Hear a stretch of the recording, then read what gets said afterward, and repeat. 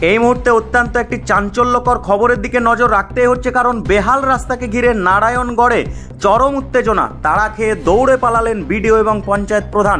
নারায়ণগড়ে রাস্তাঘাটের বেহাল দশা ও দীর্ঘদিন ধরে উন্নয়নের অভাবকে কেন্দ্র করে মঙ্গলবার দুপুরে ঘটে গেল টান টান নাটকীয় দৃশ্য।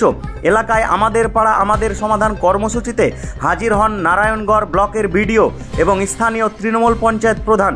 অভিযোগ শুনে সমাধান করার কথা ছিল, কিন্তু উল্টে পরিস্থিতি গেল বেগতিক দিকে।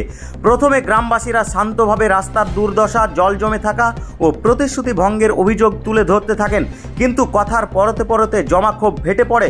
মুহূর্তেই শুরু হয় প্রবল বিক্ষোভ। চারিদিক থেকে ঘিরে ধরেন তারা। চিৎকার চেঁচামেচিতে উত্তপ্ত হয়ে ওঠে পরিবেশ। ক্রমশ পরিস্থিতি এতটাই ভয়াবহ হয়ে ওঠে যে কার্যত জনতার ক্ষোভের মুখে দিশেহারা হয়ে পড়েন প্রশাসনিক আধিকারিক ও প্রধান। একসময় নিরাপত্তার তাগিদে তাদের দৌড়ে এলাকা ছাড়তে হয়। বিস্মিত গ্রামবাসীরাও তখন চেঁচিয়ে ওঠেন, আমরা উন্নয়ন চাই, প্রতিশ্রুতির গল্প নয়, পালানো নয়।